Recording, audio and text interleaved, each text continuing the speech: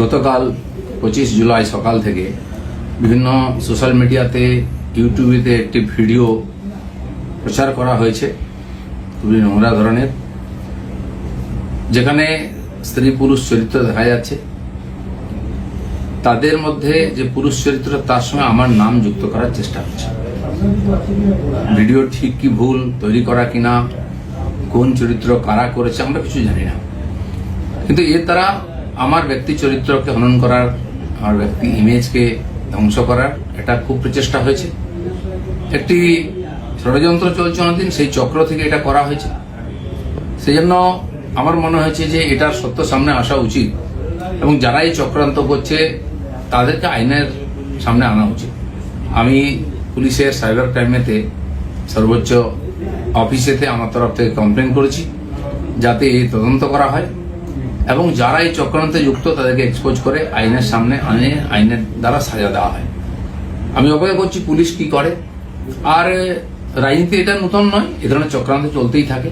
অনেক বড় বড় নেতাদের, বড় বড় মানুষদের বিরুদ্ধে এই ধরনের চক্রান্ত হয়। এটা হচ্ছে শেষ অস্ত্র প্রয়োগ করে তাকে শেষ করে। আমাদের পার্টিতেও 5-6 বছর আগে বেশ কয়েকজন নেতার বিরুদ্ধে একজন মহিলাকে দিয়ে বলানো হয়েছিল।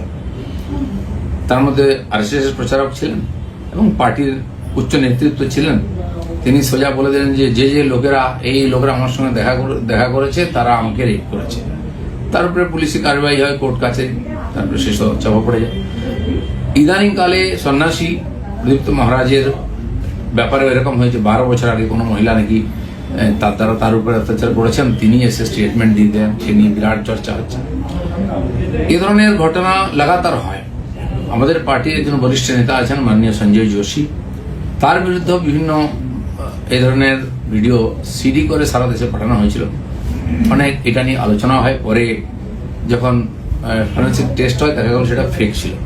সেই জন্য আমার ব্যক্তিগতভাবে যেহেতু আমাকেই আক্রমণ করা হয়, বদনাম করার চেষ্টা হচ্ছে, আমি পুলিশের কাছে, আইনের কাছে গেছি।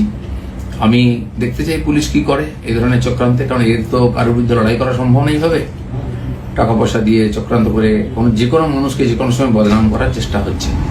তো সেই চেষ্টার বিরুদ্ধে আইন আদালত একমাত্র আমাদের রাস্তা। আমি আইনের কাছে গেছি, লিখিতভাবে বিভিন্ন লিঙ্ককে সেখানে আমি পাঠিয়েছি যে যারা যারা এটা নিয়ে ইচ্ছাকৃতভাবে আমাকে বদনাম করার চেষ্টা করেছে তাদের বিরুদ্ধে ব্যবস্থা হোক।